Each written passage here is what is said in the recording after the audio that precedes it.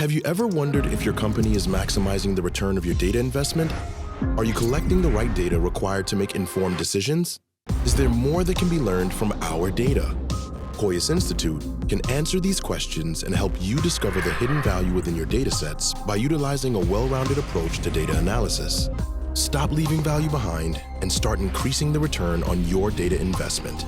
The next generation of data analysis has begun. We are pioneers in pattern discovery. We are Koyas Institute.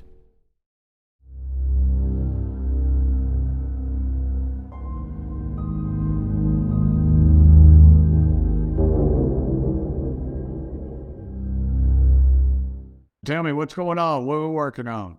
Well, you know what we're working on, Tim. We're just slowly chipping away at the concrete block of UFO secrecy and trying to figure out what the hell is going on inside the government and what is going on inside Congress and the Senate. And, Tim, you got to love the efficiency displayed by the U.S. Air Force in getting this high-resolution video of a Reaper drone getting jostled by a Russian jet out into the media. And yet somehow we still don't have any information on whatever the hell was apparently disengaged over Alaska. Are we going to get answers, do you think, regarding these recent so-called shoot-downs?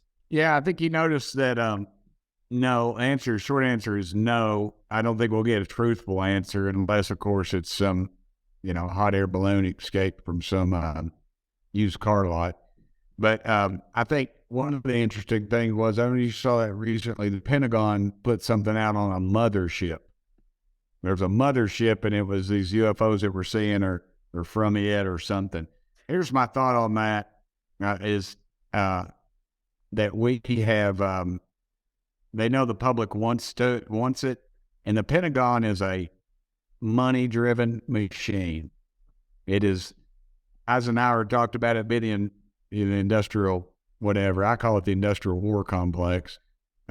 Military industrial complex is what they call it, but I call it the industrial war complex. They need wars, and they need to spend that money and to survive or to get that money. And that's what they were doing here, brother. I think what they've done is they're putting this thing out, and so people are like, yeah, and all the UFO community say, finally. And all they're doing is chasing dollars. And they'll run that thing down a rabbit hole. NASA will be studying it. The Pentagon will be studying it. The Space Force will be studying it. Everybody's going to be studying it, and that's going to cost dollars. Right. And I think that's what's behind it. Again, I hate being the doggy downer all the time, but they've been lying to us since 1947. And all of a sudden, oh, wow, there's UFOs. We've got them. We've got them on tape. We've had them on tape for years. I still think we've got a craft somewhere. And, there's a group going to take a toenail to Area 51, and some people said, I don't care. There's not anything at Area 51. It's at Rick Patterson. And if we go there, they're not going to let us go everywhere we want to go, or we wouldn't know where to look to ask. So I just don't trust them. I don't trust them. I think they're lying to us again. And it's just a way to get funding. By giving it legitimacy, I think people are getting fed up with these endless wars. Right, they're going to have to get a new cash cow. A new funding mechanism needs to be put in place. Yeah, I think a lot of people in the research field feel this way, in terms of the fact that it feels like a new type of cover-up. It's a different type of cover-up. Instead of a full denial and instead of just ignoring it, what they're doing is they're going, oh, actually, you know what? There are some weird things flying around. We should probably figure that out. Thing is, they've been figuring that out for about 70 years or more than 70 years. So it's this idea, it's almost like they're trying to present the idea that they've only just discovered it. And, oh, no, we agree with you now. We should definitely look into this. We should take it seriously. And I feel like that is another cover-up, because essentially what you're doing is you're getting all of these people in Congress and the Senate to believe that there is a genuine objective study happening, when in reality, a lot of this is way back down in the history. There may be legacy programs and special access programs, and it's very difficult to try and get a bit of honesty out of these guys. And I do worry about it. If you had to hedge your bets on what was happening with the Alaska and the Canada shoot downs, what do you think was going on? There were conflicting reports. I heard some early claims of it being cylindrical in shape, that it was loitering. There's been no video, there's been no photo. I mean, what do you think? What's your gut telling you? My gut's telling me the first one, of course, was Chinese. The second, third, and possibly the fourth one were man-made. And the one that Canada had us shoot down, they shot it down purely political. I mean, this guy, as big as a peace advocate or whatever he is, I don't know, peace advocate probably in the right word. He's not much. He saw the politics of it. He said, shoot that thing down now. I don't need to get the heat Biden's getting. And I think those type of balloons are always up there, and they went after them because it was good politics to do it. They didn't respond to the first one, which this isn't really a political site per se, but I think we've been compromised by the communist Chinese. And that's why we didn't shoot the original balloon down. It traversed the entire continental United States. Right. And we had the secretary, the head of the CIA, the man who was the head of the CIA, his son's in Congress with me, and I know him. And he was head of the CIA under Obama, and he was Obama's chief of staff. He said he would have shot it down over the Aleutian Islands before it even got into Alaska. So I think we got a real problem. That's a different issue, the Chinese. But I think those 2, 3, and 4, I think they were probably man-made. One of them there's a question about, but I think that I've talked to some people that would know, and they think that as well. But I just don't think something's going to travel thousands of light years and that we're going to be able to knock it down. Yeah. We might be able to knock it down with something electronic, because I just don't understand their technology. But being able to fly at those speeds, I would just think that it would have a blocking device or a cloaking device or something else. So I just don't buy it. Yeah, it's a good argument, and it's been the argument for a lot of different cases of apparent crashes. Why are they crashing? If these are hyper advanced interstellar vehicles, why would they crash? And for me, I only really have two, logical explanations for that. One is that we're disengaging them and we have some form of exotic weaponry, some sort of electromagnetic weaponry. I'm not 100% sure. The second is that they're actually not crashing, and it's more like a technological breadcrumb trail, and they're actually leaving these things for us to find, figure out, discover, and slowly piece the pieces of the puzzle together. So I'm not 100% sure where I sit on either of those, but I feel like it has to be one of those two, because the idea of them accidentally crashing a hyper-advanced spacecraft seems very, very unlikely to me. Yeah, I was told by somebody whose father was at Roswell in the Army Air Corps that it was a mid-air collision, right, between two extraterrestrial type crafts, and so I've sort of come under that belief, but I don't know. I just don't know. I think that's where we recovered something, though. I think that's the one. Oh, me too. 100%. Me too. Absolutely. The military intelligence comes out and all across the board says we recovered a saucer. Yeah. And the next day, that poor lieutenant colonel, his name escapes me right now on the paper. He's holding the tin foil, the little bit of tin foil. Yeah. Tin foil up, and and it's like, no, that ain't happening. No. Somebody's even gone as far as there's a piece of paper he had in his hand, and they've taken the words. And it's basically just says, make sure we hoax these people or something, whole deal. But I think there's been others, but yeah. I just don't know. I think too, you could have competing interests out of this world. I think if there's one, there's more. Right. You see one termite in your house, you better realize you got a bunch of them. Yeah. And you see one extraterrestrial craft. Now all of a sudden these pilots are telling me they're seeing them on a regular basis.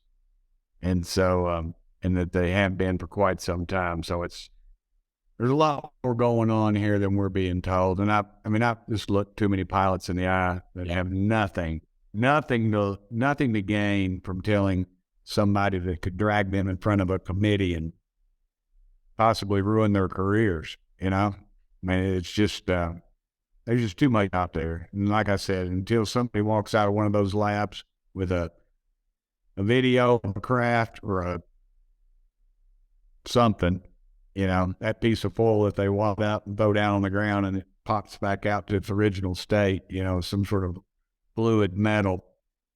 I don't think you're going to see much happen. It's just going to be this trickle effect, and that's what they're doing to get interest in Congress. So these UFO folks, and they're very persistent, and they're good folks.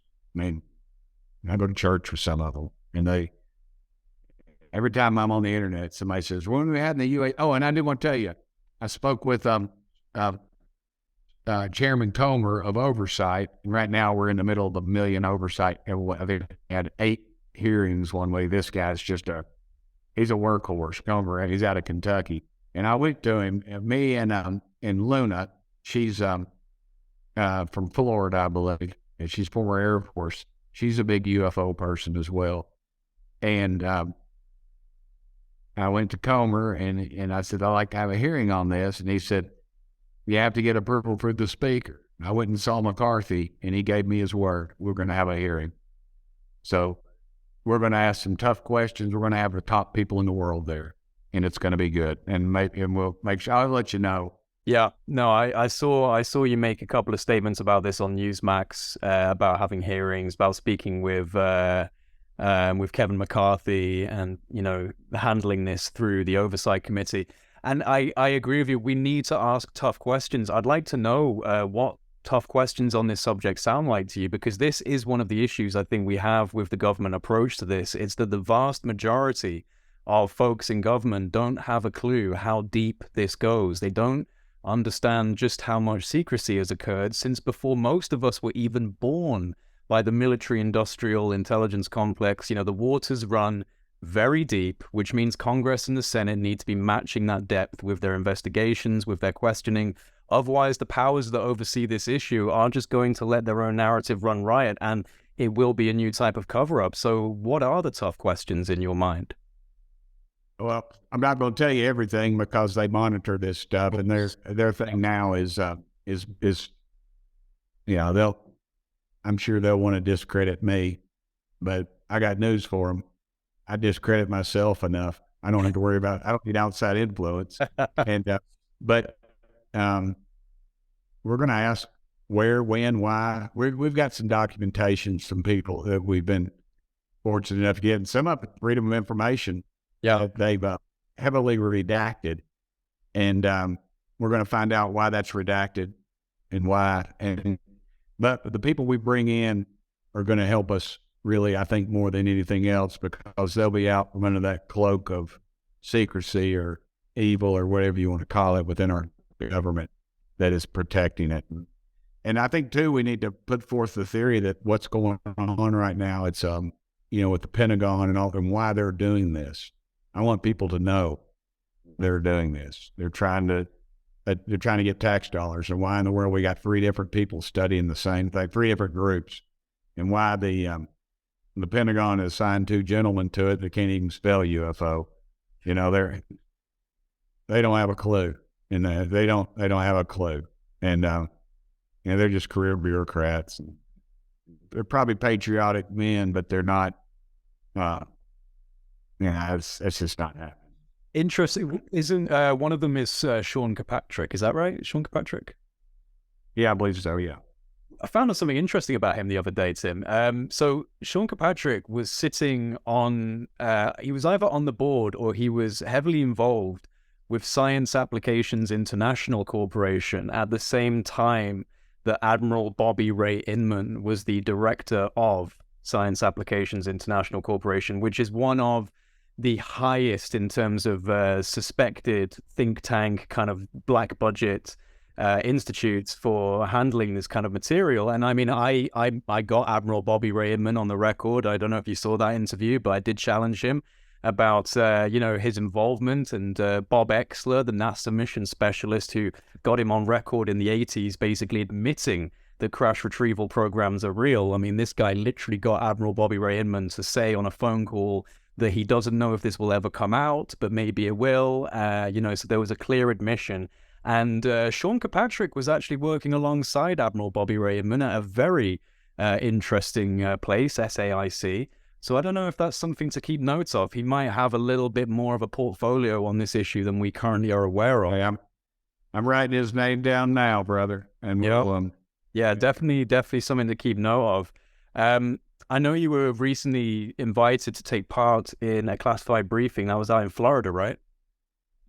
That's correct. Is there anything you can say about it? I know we've heard a few things about heat signatures. And yeah, I think Matt said most of it. Matt just said that, he became aware of a craft that, at least in his mind and anybody else he's talked to, didn't exist. It did not exist. And its heat signature was on the bottom of it. It was Bell or elongated, not elongated, but a compressed saucer type situation. And it had some particular things on it that, I'm not sure. I just don't know. I don't know. We talked to the pilots, and they described what they saw. And I won't tell you what it was, but I leaned over to Matt. You know what a spook is, right? They're CIA operative, whatever. I don't know what they are. Yeah, I've been to either of them. A pilot said something, and it was sort of one of those.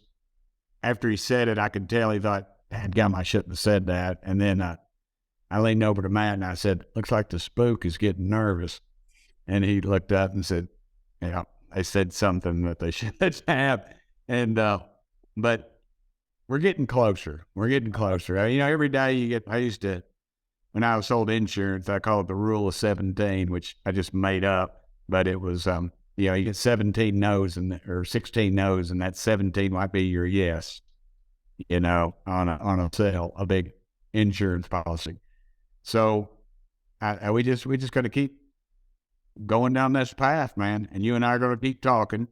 And I was told, a guy I used to work with called me.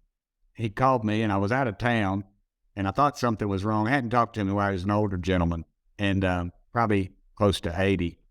And he called me Timbo. Timbo? And I knew who it was. I said, "Hey," and I called him by his name. And he said, him and the wife, he gave his wife's name, but just saw Ancient Aliens. And I thought, well, here it comes. He's going to hit me with the little green man and, getting abducted and probed and all this stuff. And he goes, "I've never told you this story before. I've never told anybody this story except his wife." And he hollered back to her. He said, "What year was that, honey?" I thought she said it was late 50s. And he'd been in the Navy. And he was on a ship, I think call him a tin can. I believe that's a destroyer.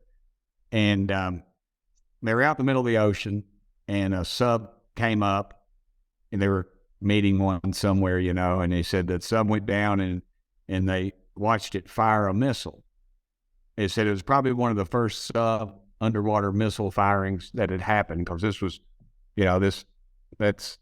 it's not something that we've been doing since the Second World War. And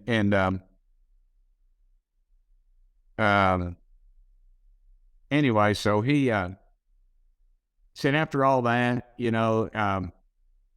they saw it and they thought, "Wow, this is wild," And then and they were getting ready to go about their activities. And he said that this huge craft, he described it to me. He said that thing was 2 city blocks. He's a country boy, but he said it was 2 city blocks, and it hovered over them, no noise. And he described it as it pulled up. He said you could see like something similar to portals or something around it. And, it was the classic craft that you would, the saucer thing. A saucer shape, yeah. Yeah. And then he said it was like that. It just disappeared. No noise, no nothing. And they were just This like, was back in the 1950s. yeah, he's like, what the hell? You know, and then when they got back to port, wherever this was, he said they were met, these three gentlemen in suits, you know, the men in black. Of course, yeah, of course, yeah. Not Secret Service, CIA or one of those military intelligence groups, basically debriefed them and told them, you didn't see anything. This is national security. This is, is nothing. You did not see anything. And it was, you were never to repeat it, or you could be put in prison. And, you know, and that's, people honored that stuff back then. Yeah. They believed the government. Yeah. They don't now for good reason. Did this come out? Did it come out of the water? No. He said they were, because he told me, you know, the old guys will tell you, my mom and daddy were like this before they died. And I don't know how your mom is. You know, you ask them what time it is and they'll tell you how to make a watch. You know, they give you all the scenario that was going on around them. And I thought this sub was going to, you know, when he shot the missile, I thought he was going to say it hit a UFO or something, but it wasn't anything like that. And, but they, you know, and I've heard similar story. I mean, there's no reason for him to tell me that story. He called me out of the blue, and I was, and it was just and the detail, and he's hollered at his wife, "Honey, what year was that I told you?" And I could hear her hollering back to him. So I mean, you know, all that kind of thing. When somebody's lying to you, you know, they're reading you a script. And I worry about some of these spooks too. They bring that information in, so they're gonna. Tim Burchett, did you hear that crazy story he told? You know, when they just make up. Yeah. So, and that's something. But I get those all the time, brother. And this is somebody I've known for 30 years. His family I'm close to his family, and they've been supporters of mine almost from day one. Yeah, and there's no reason. You know, you hear these astronauts tell these stories, and we're still in denial about it. The government in some circles. I mean, you got, what's his name? Gordon Cooper. Yeah, I was about to say, you had Gordon Cooper literally saying a UFO landed on a dry lake bed, and they recorded this. Yeah, and that landing craft came out. Yeah. This is remember the whole deal. This is an astronaut. This is a national hero. And this guy, he never would have to buy a beer his entire life. He'd walk into any bar. Man, you're Gordo Cooper. Can I buy you a beer? Yeah, sure. I hear you take a car. I mean, you know, people like that, and why would he have to ingratiate, or whatever the term is, his reputation? Why would he have to say anything other than man, I was an Apollo astronaut back when it was badass, you know, back when you did. It's not like that. Fire pilot. You don't need to show off any more than saying I'm a NASA astronaut. You don't need to add anything else to that. So no, I agree with you, brother. I mean, I just see no reason for these people to be lying about this whatsoever. And so, I mean, you know, and we know this has been going on long time. It is real. There is a very, very real situation happening. And, you know, we want to see people getting to the bottom of it. Do you feel that the intel that was provided to you during this briefing represented the necessary level of national security to kind of merit it being classified, or would you dispute the need for this particular briefing to actually be classified? Well, if it hadn't been for Matt Gaetz, we wouldn't have been briefed on it, because they turned us away. We got down there and then they started briefing us on something that was very important, but the part that we flew down there they were not going to allow it to happen. Oh, really? And then I said, you know, we're going to get down there and they're just going to either lie to us, tell some bogus deal, or we're not going to get it. And he said, and there was it was two biggest dogs bumping chests, and call was made to Washington, and then Washington called down there and said, give them the information.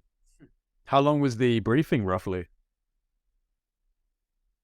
I don't know, maybe an hour for the first one, and then, you know, then we had to leave because they were trying to scramble.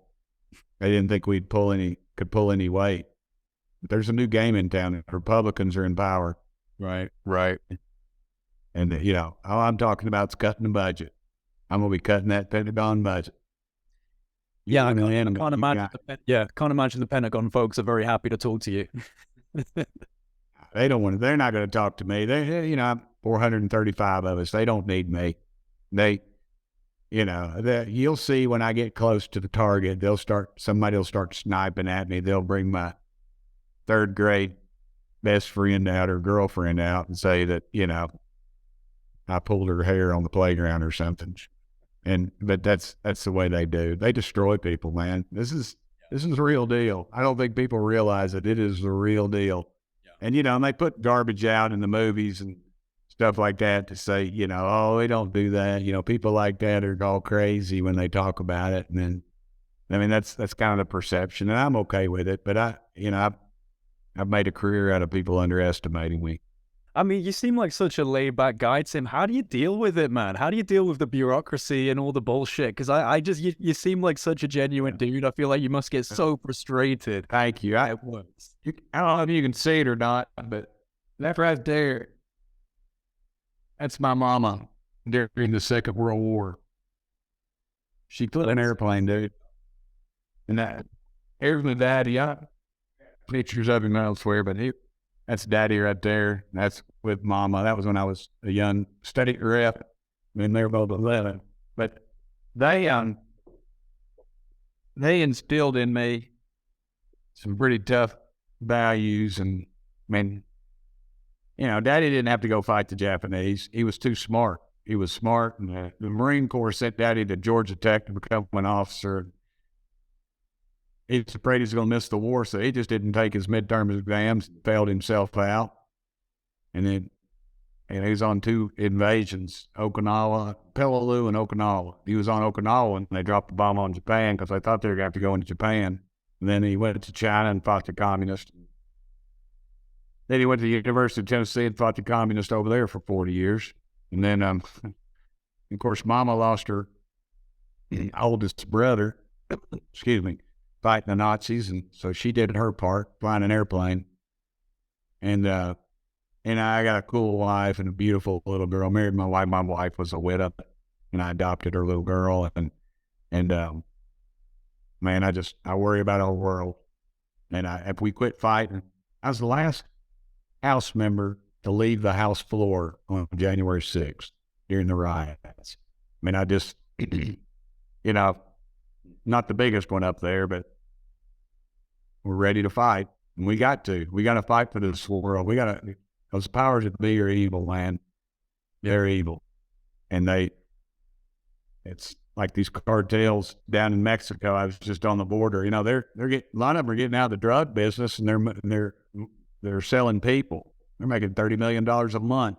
Yeah. Bringing people in. It's not just prostitution, it's slave labor and things like that.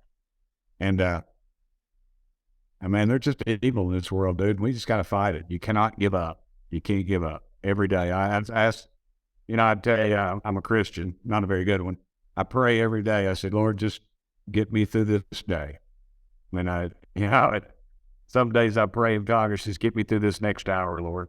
And he does. But, we got to keep fighting. And this UFO issue is really part about what it's all about, because the secrecy and the arrogance of this bunch is what it's about. Money, obviously, and power somehow. They either got the technology and don't want us to have it, and these corporations are trying to get it out, and the arrogance of this bunch. They won't even let you know. They won't even release the Kennedy files. So I have no faith in any of it. And I know people say, well, you're in government, you're saying that about yourself. Say, well, hell yes, I am. I'm saying it about the whole system. And we just got to keep fighting, dude. So, yeah, that's it. I didn't mean to get off on any preaching. I apologize. No, I agree with you, bro. I agree with you. And I think that, it's the UFO subject. It's one facet. It's one little symptom. There's so much going on, so much corruption, so much bad handling of money and power and influence and resources and foreign policy and all of it. So we're in a very interesting time. It's very chaotic. There's also good things happening, and there's amazing technological advancements, and it's just an interesting time. I get the sense that we're almost kind of on the precipice of shifting into a next stage of humanity. And I think when that happens, things look very chaotic. It's a bit like in your own personal life, if you're kind of getting to a point where you need to change, things kind of collapse around you, don't they? Everything starts collapsing around you and you're like, oh my God, why is this happening? And then you realize, oh, this was necessary chaos. This was necessary destruction. So I'm kind of staying optimistic in saying that all of the wildness right now, it's part of a process, and people like you are part of that process by trying to keep it honest and trying to get us into a new perspective with this stuff. So I appreciate that all. Maybe you ought to start a cult. Yeah, maybe, right? Yeah, we don't have enough cults around right now, do we, Tim? No, they're kind of thin, really. Yeah. No, for real though, I always appreciate catching up with you, and just keep knocking down the doors, brother. Keep knocking down the door. All right, brother. God bless you, and take care of your sweet mom. All right, man. When they're gone, they're gone. Yes, sir. All right. Take care of yourself, Thanks, brother. Always a pleasure. Always a pleasure, man.